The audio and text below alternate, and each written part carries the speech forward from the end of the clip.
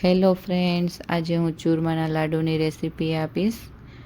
જો આપણે ઘઉંનો કકરો લોટ લીધો છે અને એમાં મેં 1 ટેબલ સ્પૂન જેટલો ચણાનો લોટ લીધો છે અને એમાં અત્યારે હું તેલનું મોણ દઈશ આપણે જરૂરિયાત પ્રમાણે, પણ એટલું મોણ તો દેવાનું જ કે મુઠ્ઠીમાં સરસ લોટ આવી જાય, એટલે પ્રોપર એ રીતે. અને જો આ લમ્પ્સ દેખાય છે ને, જે એ રહેવા ના જોઈએ, એ રીતે આપણે લોટ લમ્પ્સ ફ્રી કરી નાખવાનો છે.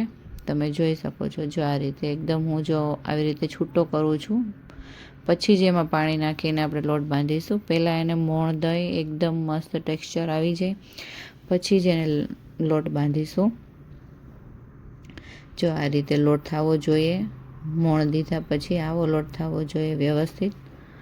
જો આવો પ્રોપર થઈ જાય એકદમ, પછી આપણે એનો લોટ બાંધીશું, તો જ સરસ એનો લોટ થશે. હવે હું લોટ ગરમ પાણીથી બાંધીશ. વોર્મ વોટર હોય એનાથી બાંધવાનો. લાડુનો લોટ હંમેશા ગરમ પાણીથી જ લોટ બાંધશો તો વધારે સરસ થશે. અને એકદમ કડક લોટ બાંધવાનો છે, ઢીલો નથી બાંધવાનો.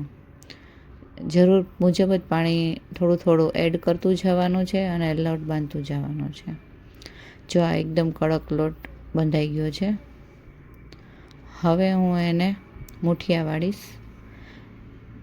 જો આ રીતે વચ્ચેથી આપણે આમ ફિંગરથી આ રીતે મુઠિયા વાળીશું, એટલે અંદર બી કાચા ના રહીએ એ રીતે સરસ. જો આ રીતે આમ મુઠિયા વાળીશું ને, એટલે અંદરથી પણ કાચા ના રહીએ અને મસ્ત તેલમાં આપણે ફ્રાય કરીશું.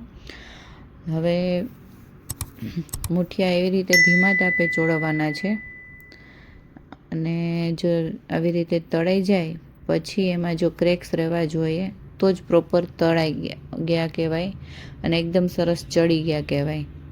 હવે આપણે એને આ રીતે કરીશું, ભાંગી નાખશું. હવે આ રીતે ખાંડણીને દસ્તાની મદદથી આપણે આ રીતે, પછી હવે એને મિક્સરમાં આપણે બધું મિક્સ કરીશું. એમાં આપણે એલચી નાખીશું. આખી એલચીનો આમાં વધારે ટેસ્ટ સારો લાગે છે, એટલા માટે. જો હવે ઠંડા પડી ગયા છે એટલે આપણે એમાં એડ કરીશું. જો આવા મુઠિયા તળાઈ ગયા, એમાં જો બધામાં વ્યવસ્થિત ક્રેક્સ આવ્યા છે એ રીતે. હવે આપણે આને આવી રીતે એલચી નાખીને અને પછી એને મિક્સ કરીશું. જો આ રીતે દળાઈ ગયું છે મસ્ત. એમાં એલચીને આપણે ચાળવાની નથી, એમાં જ રાખવાની છે. મસ્ત એનો ટેસ્ટ આવે છે સારો એવો. અને મેં દેશી ઘી અને ગોળ લીધો છે. મેં એનો આજે કોઈ મેઝરમેન્ટ ચોક્કસ માપ નથી લીધું, હું મારા અંદાજે જ મેં લીધો છે ગોળ અને ઘીનો માપ. નેક્સ્ટ ટાઈમ હું ફરીથી બનાવીશ ત્યારે હું એનો ચોક્કસ માપ આપીશ. જો એના બબલ્સ આવી જાય એટલે એનો ગેસ આપણે બંધ કરી દઈશું, કેમ કે વધારે એને ગરમ કરીશું તો લાડવા એકદમ કડક થઈ જશે.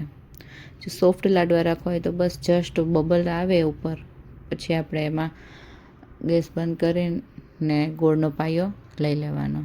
જો આ રીતે સોફ્ટ એકદમ થશે લાડુ. જો આ રીતે. અને કોઈ મોલ્ડની મદદથી લાડુ વાળે છે, મેં હાથથી જ લાડુ વાળ્યા છે. મને હાથની મદદથી વધારે પસંદ છે, એટલે હું હાથથી જ વાળું છું. અને ખસખસ મેં ઉપર છાંટેલું. જો આપણા લાડુ